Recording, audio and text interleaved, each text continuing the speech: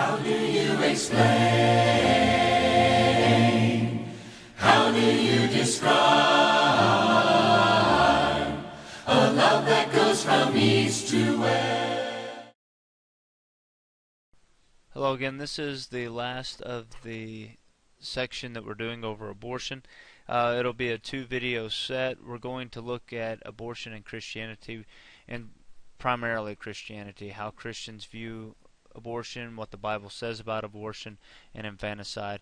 That's what we're going to be looking at. The first lesson was over the basic facts and statistics of abortion. The second was over the basic framework of worldview whenever you look at or the different philosophical viewpoints whenever you look at the topic of abortion. This one is predominantly how Christianity works with abortion, or how Christianity deals with abortion. When we look at Jeremiah chapter 1 verse 5, it says, "Before I formed you in the womb I knew you, and before you were born I consecrated you. I appointed you a prophet to the nations." Isaiah 49:1 says something very similar about that prophet as well. This idea that God formed Jeremiah in the womb, this idea that God knows us when we're in the womb, and as we develop, that He sees the value in our life, whether or not we're able to see the value in a child's life or not. God does. In Luke chapter 1 verses 41 through 44, the word brephos there is, I apologize for using the Greek word, but it's used to refer to the baby while it's in the womb. It's John the Baptist. He leaps whenever Mary enters the room. Luke chapter 2 verse 12, when Jesus is in the manger, that word to describe Jesus as when he is an infant, when he is a baby, is the same word, that word brephos, as John the Baptist when he is in the womb. It's the same word. It's the idea that they are considered the same whether in the womb or outside the womb. When we look at the Old Testament, specifically dealing with this type of issue, Exodus chapter 21 verses 22 through 25, it says, "When men strive together and hit a pregnant woman, so that her children come out, but there is no harm, the one who hit her shall surely be fined, as the woman's husband shall impose on him, and he shall pay as the judges determine. But if there is harm, then you shall pay life for life, eye for eye, tooth for tooth, hand for hand, foot for foot, burn for burn, wound for wound, stripe for stripe." Now this is specifically dealing with a pregnant woman who has a baby because she is struck or whatever when two men are striving together, when they're fighting together. Now some have stated that this is talking about the life of the mother. If the life or the mother is harmed, then eye for an eye, tooth for tooth, whatever. It's not talking about the child. I would have to disagree, and the reason I disagree is because a scenario like this has been covered several times throughout the old law dealing with individuals. But why specifically mention that she is pregnant if not to talk about the welfare of the child? And it seems that seems to be the context of this text. So therefore, whatever happens to the child, that in return happens to the individual who caused harm to the child. Matthew chapter 18 verses 5 through 6, and this is Jesus speaking here. It says, "Whoever receives one such child," talking about children who are trying to come to him, "whoever receives one such child in my name receives me, but whoever causes one of these little ones who believe in me to sin, it would be better for him to have a great millstone fastened around his neck and to be drowned in the depths of the sea." Now this doesn't talk about abortion. This text isn't about abortion, but it's important nevertheless because it shows us the value that God sees in children, the value that God sees in little ones, even though most of these children are not able to work, and in this text they are considered to be a nuisance. Jesus says, if you don't receive one of these children, if you cause them to sin, it's better for you to have a millstone wrapped around your neck and thrown into the depths of the sea. So it shows the value and how much Jesus, how much our Lord, and how much God shows value in children.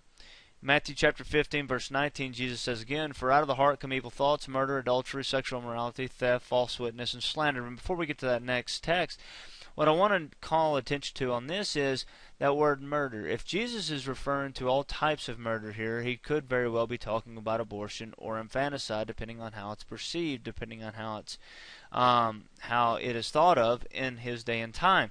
Just like sexual immorality, there's all different types of sexual immorality. There's bestiality, there's fornication. He doesn't mention every single type. He just mentions the broad the broad term used for all of it. So he could very well be using that for murder too, if it is indeed considered murder to kill a child before or after it is born. And this is the reason we have the text from Flavius Josephus. Josephus is not a Christian, but he lives in the time of Jesus and the disciples. He lives from 37 to 100 AD and is a historian. He is Jewish, and he has a pretty good understanding of Jewish law. But this text that is cited from him is very interesting within this regard. He says, the law, moreover, enjoins us to bring up all of our offspring and forbids women to cause abortion of what is begotten or to destroy it after it. And if any woman appears to have done so, she will be a murderer of a child by destroying a living creature and diminishing humankind. If anyone therefore proceeds to such fornication or murder, he cannot be clean. Now, Josephus seems to think that the law teaches against abortion. Now, it doesn't specifically mention taking something or performing an act of abortion, and a lot of times people will look at that and they'll say, well, that's just because abortion didn't exist back then. That's not true, and we'll look at different texts that show that abortion existed in the time of Moses and the time of the law and the time also of Jesus. So that's an incorrect statement. Another group of people will look at it and say, well, that's because God doesn't care. I don't think that's the case either. Because if you look at what Jesus says, if he considers murder, and you look at what Josephus, if the Jews in Jesus' day believed that abortion and infanticide were murder, even to the point where they wouldn't even mention it or really talk about it, it could be that it was such of a taboo in Judeo-Christian faith that it didn't have to be mentioned. A lot of times we see that in the New Testament, especially Paul and Peter and James. They write about things that churches are dealing with, whether it is questions that those congregations have, or if it's problems that's coming up in those congregations. That seems to be when they deal with those type of issues. But if they didn't have to deal with abortion because it was pretty much a consensus that it was wrong, then they wouldn't have to deal with it. And due to these two texts, it could very well be that Jesus is grouping all types of murder underneath the idea of murder, just as he's probably grouping all types of sexual immorality underneath that kind of that common theme or whatever. So it could very well be that abortion and infanticide are considered murder by Christianity and by Judeo-Christian teachings around the first century. And it seems to be the case when we look at all these. This slide is just referring to all the different words that are used for abortion, either the procedure, the technique, an instrument, a medication, whatever. This is all used. This is all ancient literature, all ancient Greeks. So this is in here just to kind of convey the message that this wasn't uncommon in this day and time, especially in the Greco-Roman world. When we look at the pre-New Testament period, roughly a millennia before the time of Christ, 1115 to 1077 BCE, we see that the Middle Assyrian laws mentions abortion specifically. It says, if a woman aborts her fetus by her own action, and they then prove the charges against her and find her guilty, they shall impale her. They shall not bury her. If she dies as a result of aborting her fetus, they shall impale her. They shall not bury her. And if any person should hide the woman because of aborted fetus, then it goes on. But the point is, it says that these women were having abortions. Now, I'm not condoning their actions of impaling her, and I'm not saying we should do that in our society. I'm just saying that a millennia before the time of Christ, abortion was alive and well. We also see the Politics by Aristotle in 350 BCE. It says, as to exposing, which exposing is infanticide. You take a child who's newly born, you take them out in the wilderness, and they die by the elements. That's exposing. As to exposing or rearing the children born, let there be a law that no deformed child shall be reared, but on the ground of number of children. If the regular customs hinder any of those born being exposed, there must be a limit fixed to the procreation of offspring, and if any person or people have a child as a result of intercourse or contravention of these regulations, abortion must be practiced on it before it has developed sensation and life. For the line between lawful and unlawful abortion will be marked by the fact of having sensation or life, with this idea of quickening or moving in the womb. I put this in here for the historical reference to abortion and the fact that they did have that going on, and also infanticide. But also, I found this text very interesting because the philosophy that's coming from Aristotle is very similar to this day and time. If a child is deformed, if it's not up to the Greco-Roman standards, by all means take it out and let it be killed by the elements, and commit abortions if you must, and fix a number of pregnancies from people that have malformed children.